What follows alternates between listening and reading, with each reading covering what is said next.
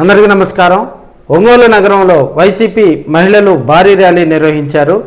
కల్తీ మద్యంపై కూడా మహిళలు ఒంగోలు కలెక్టరేట్ వద్దకు భారీ ర్యాలీతో చేరుకోవడం జరిగింది. అంబేద్కర్ భవనం దగ్గర నుంచి కూడా అంబేద్కర్ విగ్రహం వద్ద మరి కూటమి ప్రభుత్వానికి వ్యతిరేకంగా నినాదాలు చేస్తూ అదేవిధంగా అక్కడి నుంచి ర్యాలీగా ఒంగోలు కలెక్టరేట్ వద్దకు చేరుకోవడం జరిగింది. ఈ క్రమంలో పోలీసులు మరి ర్యాలీని అడ్డుకోవడం జరిగింది. తదనంతరం జరిగిన పరిస్థితుల దృష్ట్యా కూడా కొంతమంది మహిళలను లోపలికి అక్కడ ఉన్నటువంటి ప్రొహిబిషన్ అండ్ ఎక్సైజ్ శాఖ అధికారులతో కూడా మాట్లాడి వారికి అర్జీ సమర్పించడం జరిగింది. ఈ ర్యాలీలో వైసీపీ మహిళలు భారీగా హాజరవడం జరిగింది.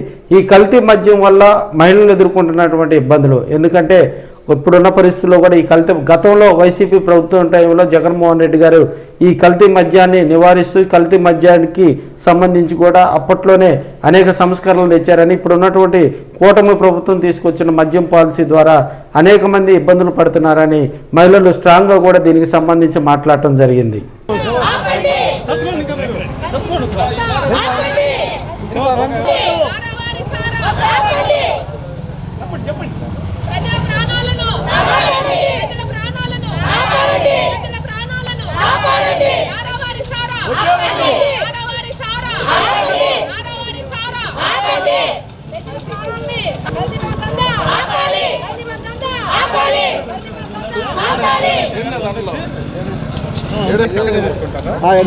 దాంట్లో వేస్తారుగా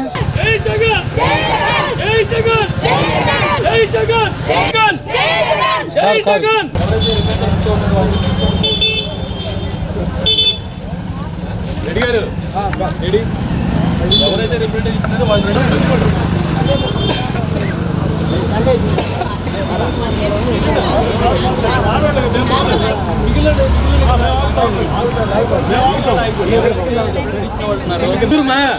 మరి అక్కడే చేయాలి కదా.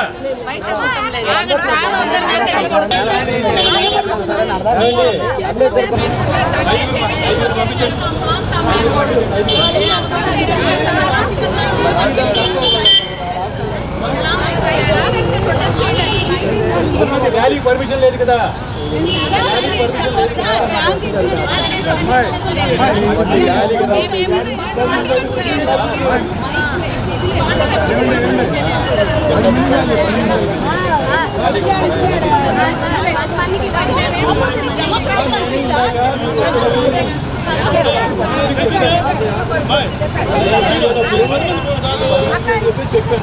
పది మంది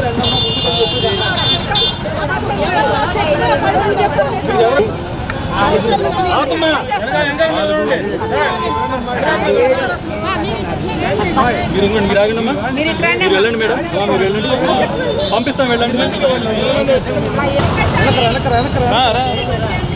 రండి రండి రండి.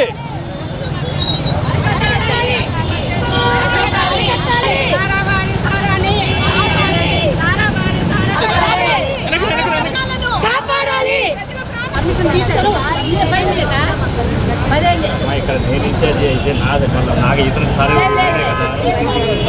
నేను కదా సార్, ఆయన సార్ ఆయన అక్కడ రోడ్ అవుతున్నా అందరూ కూడా మాట్లాడారు. అయితే 5 సీట్లు చూడండి, అడిషనల్గా అవసరం ఉంటుంది.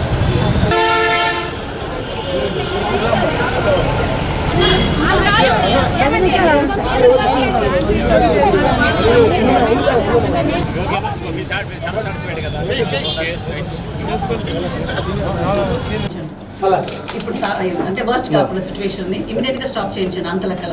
If there is a circular or memo it will be very well sir from your right for Ongole district.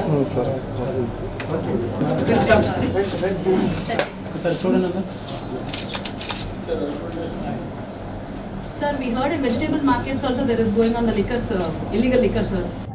Jagananna ఆదేశాల మేరకు మరియు బూచాపల్లి శివప్రసాద్ అన్నయ్య సహాయంతో ఈరోజు ఈ కార్యక్రమాన్ని నిర్వహిస్తున్నాము. మహిళలందరూ మహిళా విభాగం తరఫున ఏంటంటే లిక్కర్ స్కామ్ అని గత ప్రభుత్వాన్ని అంటూ ఉన్నారు, కానీ ఇంతవరకు కాంక్రీట్ ఎవిడెన్స్ ఎవరికి దొరకలేదు. కాకపోతే ఈరోజు వాళ్ళకి ఎవిడెన్స్ దొరికి రెడ్ హ్యాండ్గా కల్తీ మందు దొరికినా కానీ అది ఏమీ పట్టనట్టు మాకు దానికి సంబంధమే లేదు, అసలు మేము ఇక్కడ లేనే లేదు, మేము లేననేది వాళ్ళు ఫీల్ అవుతున్నారు. రెడ్ హ్యాండ్గా ఒక దిక్క కాదు, ఇబ్రాహీంపట్నం కావచ్చు, లేకుంటే తంబాలపల్లి కావచ్చు, ఈ మొరకచెల్లులు కావచ్చు, ఎక్కడ రెడ్ హ్యాండ్గా దొరికినా కానీ ఇంతవరకు మంత్రులు కానీ వీళ్ళు కానీ వచ్చి ఏదో నెపంతో దాన్ని వైఎస్ఆర్కి ఎలా రుద్దుదామని చూస్తున్నారే కానీ వాళ్ళు నిజంగా దానికి బాధ్యతలు వహిసి నిజంగా మేము క్షమాపణ కోరి ప్రజల ముందు వచ్చి క్షమించండి, మమ్మల్ని క్షమించండి, ఇలాంటిది మనం తప్పు చేస్తున్నాము, అందుకని ఆడవాళ్ళందరూ మమ్మల్ని నిజంగా ఇది చేయండి, ఇలా బెల్ట్ షాపులన్నీ పెట్టి తప్పిదం అయింది అని ఆ లిక్వర్ పాలసీయే నిజంగా మంచి పాలసీ కాదు. ఎందుకంటే కుంభకోణం ఏదైతే చెప్తున్నారో ఆ కుంభకోణం ఇప్పుడు జరుగుతుంది. ఎందుకంటే కుంభకోణం అంటే ఏంటండి, ఒక ప్రభుత్వానికి రావాల్సిన రాబడి రాకుండా గండిగొట్టి అది ప్రభుత్వ చేతులకి పోయి వాళ్ళు విచ్చలవిడిగా ఎట్లా ఉందంటే మందుల షాప్లో ఎలా ఉందంటే వీధికి అసలు హోమ్ డెలివరీ. నిజంగా మనం అప్పుడు పరిపాలనలో జగనన్న ఇంటి వద్దకే పరిపాలన తీసుకొస్తే మంచి ప్రభుత్వాన్ని, వీళ్ళేమో మందుల్ని హోమ్ డెలివరీ చేస్తున్నారు. గ్రామాల్లో అయితే బెల్ట్ షాపులు మరియు పర్మిట్ రూములు వేర్లై పారుతున్నాయి. ఎట్ట అంటే